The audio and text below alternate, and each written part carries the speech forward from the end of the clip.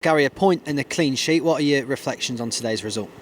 I think we always knew this is the sort of game that, after two incredibly good performances where you've kept two clean sheets and 6 points and 6 goals to go with it, you know that there's always one round the corner where perhaps you don't do as well. And these are the type of games that you know are difficult.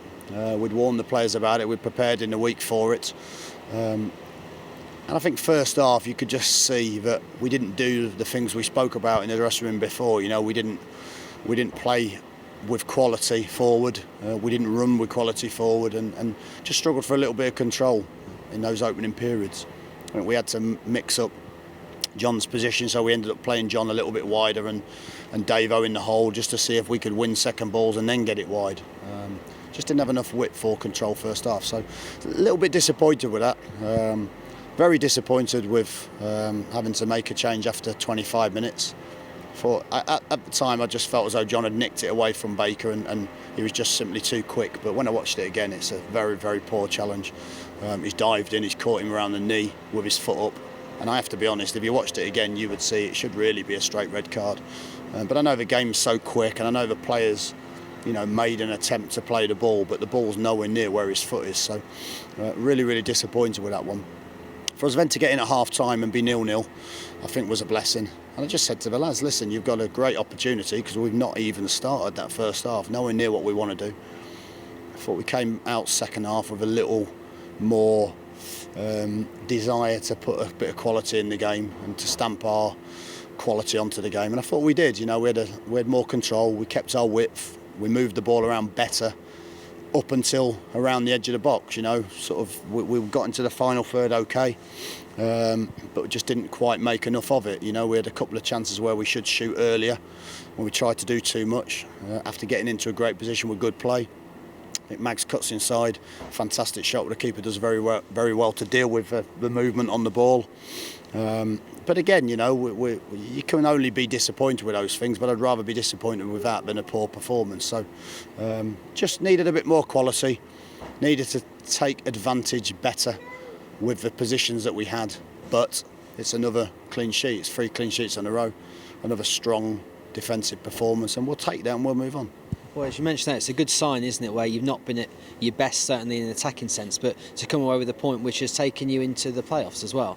Yeah, absolutely, and these are difficult games to come to.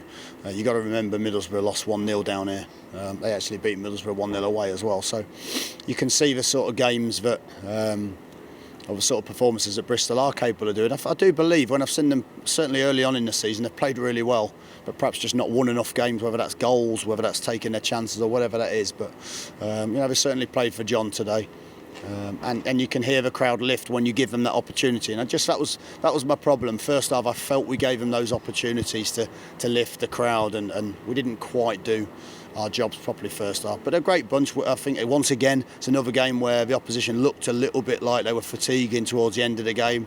We looked like we were coming stronger again, and that's one thing I'm really, really pleased with. Certainly, it's been a busy week on the transfer front, which showed with the options you had off the bench, which seemed to give you a little bit more in an attacking sense. Yeah, I'd say that's probably the strongest bench that we've been able to put out since my time here, and I think that's going to be important now. And I think that sometimes when you bring a few players in, there's a little bit of an unsettling period for the rest of the players. Sometimes they take it as a challenge and then they up their game, and that's certainly what you're looking for as a manager. You're hoping that the players on the pitch, I felt they deserved the chance to go again. Again, it would have been very easy for me to start with Mags, but Dave Davis worked incredibly hard last week, and I just felt deserved the opportunity to stay in the team. Whether that took a little bit of continuity away from our passing game, I don't know.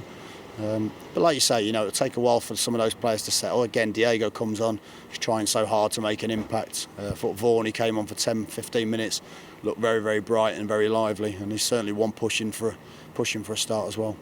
And there's a big one again around that top end of the table with Sheffield Wednesday at home next Saturday.